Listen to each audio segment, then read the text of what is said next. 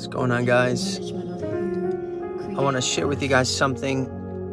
It's been in my heart for the past week, and something that has been blowing me away every day. And it's been the love of God. It's been the love of God. It's been the love of God. And I started to think about this scripture that we can prophesy, we can cast out devils, we can do all these mighty works, but if we do not have love, we have nothing. We are sounding brass. We have nothing. We have nothing. It doesn't matter how articulate, how amazing your messages are. It doesn't matter how many devils you casted out. It doesn't matter how well you prophesy. It doesn't matter if the person cries when you're done prophesying. If you do not have love in your heart, you have nothing. You have nothing. And I started to be blown away at the love of God. The love of God. The love of God. It says, very seldomly do you see a man die for a righteous man, or you see a man die for someone who's good, but almost never do you see a good man die for a bad man. Yet this is the love of God, that Jesus gives himself for the corrupt man. Jesus doesn't give himself for the man that is getting himself better. Jesus is giving himself for the man who's already dead.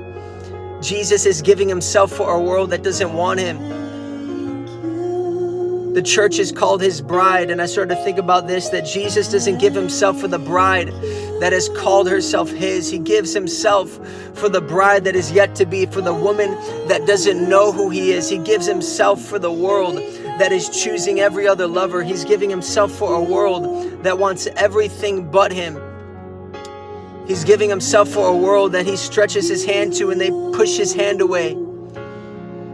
He gives himself for a world that rejects his love. He gives himself for a world that doesn't want his presence. He gives himself for a world that he comes into and they don't even know who he is. He gives himself for a world that spits on him.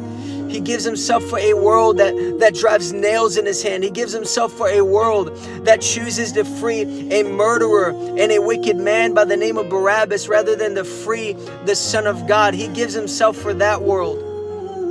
And this is the love of God that has been blowing me away this week. This is the love of God that's been blowing me away this week. We can learn from many people, guys. We can learn from many things, many sermons. I want to learn from that man. I want to learn from that man. How can a man love that way? How can a man move that way? How can a man show mercy that way? How can a man extend forgiveness that way? It's the love of God. It's the love of God. It's the love of God. It's the love of God that softens your heart. It's the love of God that drives out every single bit of fear. It's the love of God that makes you whole. It's the love of God that builds you up. It's the love of God.